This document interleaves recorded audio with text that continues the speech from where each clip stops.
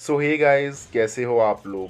2009 में बेन 10 स्वयं एलियन की लाइव एक्शन मूवी में हम सभी ने सबसे पहली बार जो नैनाइट्स है, नैनोटेक है, उस कंसेप्ट को एक लाइव एक्शन मूवी में देखा। फिर 2016 में बेन 10 अल्टीमेट एलियन सीरीज़ की एक एपिसोड में हम सभी ने नैनाइट्स को दोबारा से देखा, नैनो चिप्स के फॉर्म में।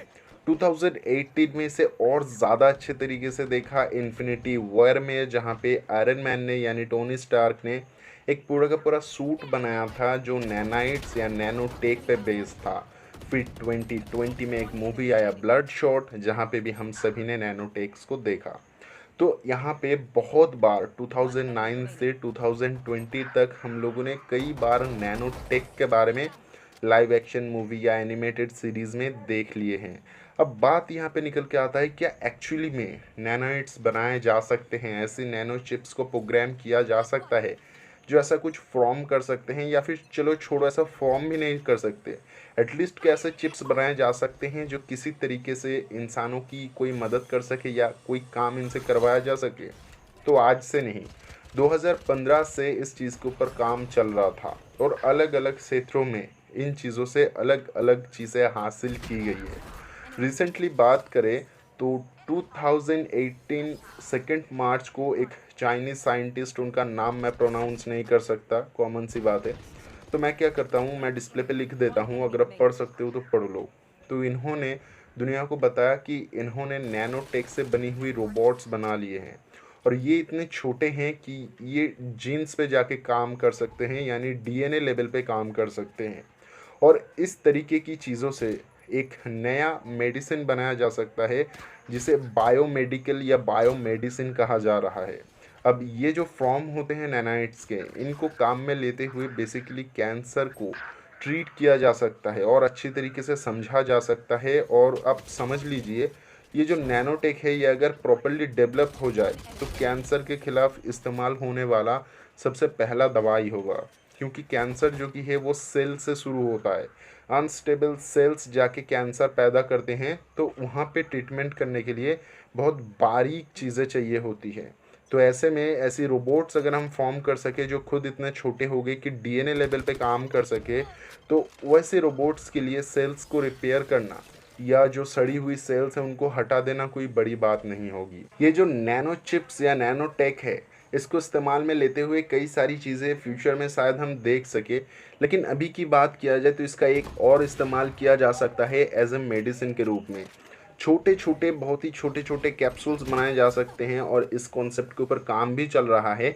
और क्या किया जाएगा, उस जो कैप्सूल के अंदर छोटा बॉट्स होगा उसको एक इंजेक्शन के थ्रू इंजेक्ट कर दिया जाएगा और इसके थ्रू क्या होगा, आपकी बॉडी के अंदर छोटी मोटी जो इंजरीज़ है जिनको हील करने की ज़रूरत है, या फिर पर्टिकुलर किसी एक जगह पे मेडिसिन पहुंचाने की ज़रूरत है, या कोई ऐसी चीज़ हो गई है जिसको ऑपरेशन करना है, माइक्रो ऑपरेशन, तो वैसे में ये चीज़ों को काम में लिया जा सकता है, जहाँ पे स्पेसिफिक किसी एक जगह पे सिर्फ खरोच दे के पूरी बॉडी को इंज्योर ना किए एक पूरा का पूरा ऑपरेशन सक्सेसफुली किया जा सकता है।